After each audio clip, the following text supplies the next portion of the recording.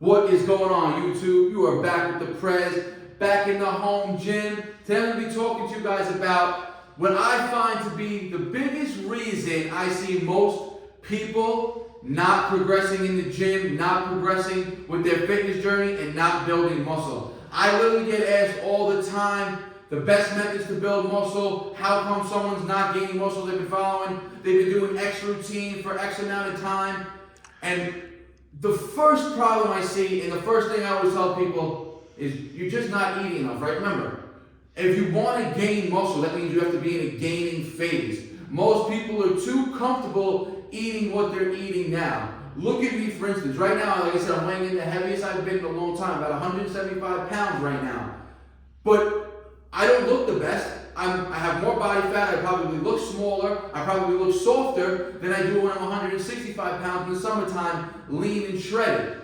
But with no gain in body size in general, meaning you're going to gain fat, you are not going to be able to put on that muscle mass that you're trying to put on. You guys are going to be spinning your circle, right? You don't want, look, if you're in the summertime 160 pounds shredded and you want to get to 170 pounds shredded, that's your goal.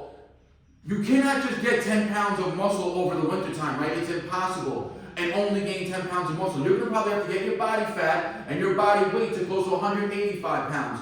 You think if you're 160 pounds shredded in the summertime, you go up to 180 pounds, you're still going to look shredded? No. You're going to gain about a bunch of body fat. But at the same time, you're also going to be building a ton of muscle mass under that body fat. And then when it comes time to reveal that muscle mass that you built, you go into a cut, and then you come out of that cut a bigger, leaner version than you were from the previous year. Look at all my videos since I've been filming on YouTube, 2020, 2021, 22, 23, and this summer's gonna be 24. You can literally see each summer, my physique gets a little bit thicker, a little bit denser, a little bit bigger, and you can see that's just muscle maturity, that's muscle definition growing from year to year, and every summer, my leanness set point is at a higher weight. Last summer was the heaviest and leanest I was ever at around 165, 167 pounds, right? The goal this summer is to stay around 170 pounds lean. So right now, like I said, I'm weighing 175 pounds.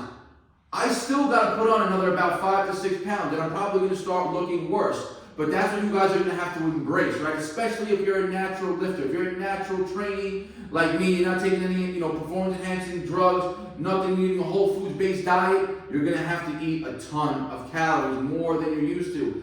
Right now, for me to put on any weight, I've been eating 3,500 calories, and I plateaued at 3,500 calories already. Now, my weight's steady now, won't pass 175. So in order for me to get to that 180 mark, I have to eat more food. Or I have to start moving less and doing less, which is not an option for my lifestyle because I'm a trainer for a living.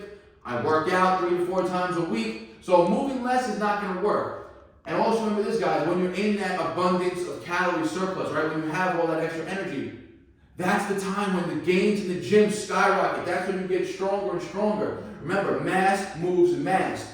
But don't get it twisted. That comes in terms of external resistance, right? Not so much body weight strength. So the heavier you get, the more absolute strength you're going to be able to build at the same time. But your relative strength is slightly going to go down. If you start gaining body fat, you get a little heavier, your relative strength, meaning how strong you are compared to your body weight ratio, is going to go down. For instance, at 180 pounds, I probably won't be able to hit a 30 clip of pull-ups, right? Just because, one, my body's not used to carrying that load. It's going to be more stress on my heart. It's going to be more stress on the lungs. 30 rep clip is going to be more endurance based, right? And now I've got to pull 180 pounds for 30 more repetitions, right? So compared to where I am at 170, 165 pounds, body weight wise, I'm going to be more efficient and stronger with body weight reps when you're lighter. But when it comes to moving external load, overhead pressing, benching, dips, weighted dips, I've always noticed I've had a great correlation. The heavier I am, I can press more on dips. But it doesn't go for the same with pull-ups. The heavier I am, the harder pull-ups get, right? So that's one movement, dips, that I found to be almost like a mass moves mass type of equation when it comes to a body weight exercise, right? So the heavier I get, the more I can potentially dip due to the fact that you get better leverages around the shoulder, more body fat around there, right? the leaner you are, those heavier loads tend to, you know, have more leverages working against them, right? You have less body fat around them, so they become harder. But, again, guys, like I said, calories, that's the first thing that I see. That's the first reason why most of you guys are not gaining the physiques that you guys are striving for, not building the muscle that you want, because you're scared to put on some body fat. Look at one of the best natural lifters on YouTube, Alpha Destiny, Alex Leonidas. This guy goes to close to 200 pounds. He calls it bear mode, where he's actually fat, 20+% body fat. And then he cuts down to 160, 155 pounds, and he's shredded to the bone. But that's a 50 pound, that's almost a 40 to 50 pound loss in body fat to reveal 10 pounds more of muscle. But that 10 pound more muscle when he's 155, he's looking like he's 170, 175, right? That's the illusion of being leaner and more muscular brings, right? So like I said, me being 175 now, I probably look softer, I probably look smaller. I don't look as big, I don't look as defined as I do when I'm in the 160s. But that's just something that you guys gotta literally get over, right? Stop letting that mess with your psyche. Don't worry about gaining body fat. And that's why we do it in the wintertime. If you're on the East Coast, you're in the United States, if you're not living in Florida, most of the time in the wintertime, you have no reason to be walking around with your shirts off unless you don't train in the cold like I do. But still, it's the summertime when everyone's, you know, when it's hot out, when you're wearing less articles of clothing, when you want to train with no shirt on, shorts on, when you want to reveal that muscle.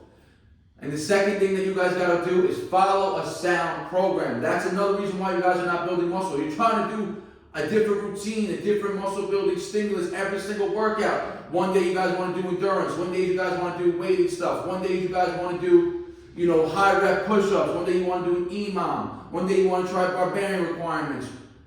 You're all over the place. Progress is measured with consistency in a movement, right? That's why you see, I'm doing weighted dips all the time, weighted pulls. Even if I switch the grip up, the movements are staying the same. And I'll stay with a set movement for a minimum of 4 weeks. You guys, I ran 5-3-1 for 5 straight weeks. Didn't switch it up. I trained 4 days a week on a body part split. Monday chest, Tuesday legs, Wednesday off, Thursday back, Friday shoulders. I did that for 5 straight weeks. Made consistent progress. As soon as January 1st came, I switched up to a 3-day split. I will stay consistent on this 3-day split with the same routines. Day 1, day 2, day 3 for a minimum of 4 to 6 weeks. Why? So I can see the progress I made from the progress I made from day 1, week 1 to day 10, week 6, or day 20, week 6, whatever it is, right? How can you measure progress on day 1? You're doing a barbarian requirement.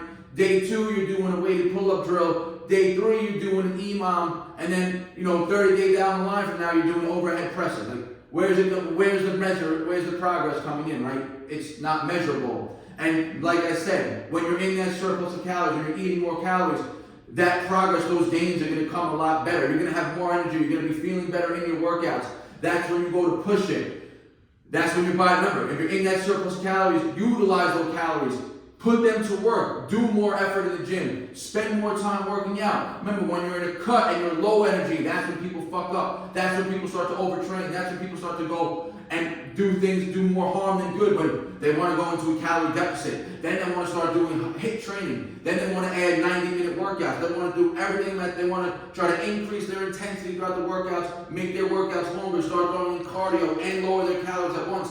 That's like adding the stress on top of the stress on top of the stress on top of the stress until your body just burns out and you look like shit. And you literally started in the summertime last year, and then the next summer, you look exactly the same, no progress was made. Look, I did it for years in the beginning. I literally would cut, think I was bulking in the wintertime, never really bulked, cut again for the summertime, ended up the same way. It was always staying around that 155, 160 when I was lean. Look now, like I said, the goal is to get to 170 lean. But in order for me to do that, I got to push my body weight past the 180 mark. It's not going to be easy, but that's the grind also. Remember, diet is just as important as training. Diet and training go hand in hand. Whether you want to cut, whether you want to bulk. So listen, guys, stop being scared of putting on body fat. Stop following random programs. Stop following random routines that you see people doing on YouTube. Do something consistent. If you want to make changes in your body, you want to get stronger, do the same things day in and day out. Don't do the same thing Monday, Tuesday, Wednesday. Obviously, you got to rest. You got to have a sound program. That's like I said. You got to have a proper set programming that you enjoy, that you know you can follow, and stick to it for a minimum of 4 to 6 weeks and reap the benefits. So I hope this gave you guys a little bit of insight of why you're not making progress. This is the new year. This is winter. You still got plenty of time to bulk and cut before the summer. You can literally go on a bulk from now, January 9th, up until March 15th. You could go 2, and then you could go 8 to 10 weeks right now, up until mid-March to the end of March. And then the end of March, April 1st to mid-March, you can start your cut. And by June 1st, you guys could be lean, lip-looking, ideal, exactly how you want to. 6 weeks of proper dieting, proper training again, you get your body in shape, not a problem. Like always, guys, if you have a question or comment with what I'm explaining in this video, let me know in the comment section. I'll get back to you guys. I appreciate all the support. If you're not subscribed yet, smash that subscribe button.